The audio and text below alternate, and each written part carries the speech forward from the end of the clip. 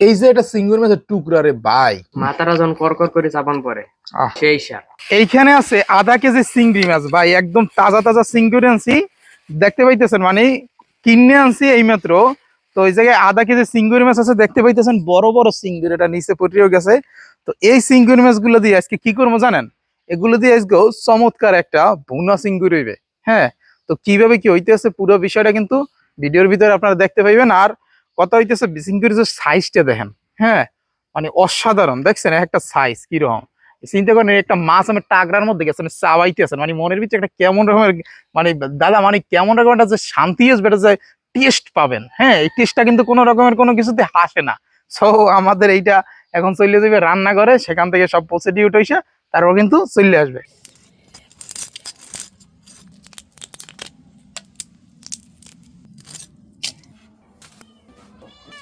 এইবার আমরা চিংড়ি মাছটি আলাদা করার পর চিংড়ি মাছ থেকে সুরগুলো সুন্দরভাবে এইভাবে বেছে নেব। মাছ কোটা আমাকে শেষ। মাছ কোটার পরে আমাকে যে মাছের ঠ্যাংগুলো আছে এগুলো আমরা সুন্দরভাবে বাইটে নেব।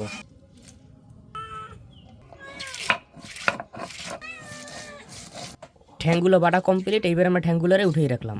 এইবার আমরা মাছগুলোরে হালকা ভাজা দেওয়ার জন্য এর ভিতরে দিয়ে দেবো হালকা লবণ, এরপরে দিয়ে দেবো হালকা হলুদের গুঁড়ি। এরপরে সুন্দরভাবে এগুলোর মিক্স করে নিতে হবে। মাছগুলো ভাজার জন্য আমরা দিয়ে দেবো পরিমাণ মতো সয়াবিন তেল। মাছগুলো ভাজা হয়ে গেলে এইবার আমরা মাছগুলোরে একটা একটা করে উল্টোই নেব। মাছগুলো ভাজা হয়ে গেলে এইবার আমরা মাছগুলোরে উল্টোই নেব। মাছ ভাজার পর যে তেলটা অবশিষ্ট থাকবে ওই তেলটা আমরা দিয়ে দেবো। এর লগে আমরা আরও কিছু পরিমাণ তেল অ্যাড করব। তেলটা গরম হইলে আমরা দিয়ে দেবো কুসুন্দা পেঁয়াজ। পেঁয়াজটা হালকা লাল বর্ণ হওয়ার পর আমরা দিয়ে দেবো চিংড়ি মাছ বাটা পানি, হলদির গুঁড়ি, মরিচের গুঁড়ি। এরপরে দেবো আমরা হালকা পরিমাণ লবণ। হলদি মরিচটা কষানো হয়ে গেলে এবার আমরা দিয়ে দেবো চিংড়ি মাছ। এরপরে দিয়ে দেবো আমরা আরো কিছু পরিমাণ জল। বন্ধুরা মাছটার কালারটা দেখেন। এখন এইটা আমরা সবাই বসে পরিবেশন করব। তো চিংড়ি মাছটা নিয়ে আমরা শুরুতে ভাতের সাথে মাখাইলাম, মাখানোর পরে এখন জাস্ট আমরা রিভিউ দেবো আপনাদের।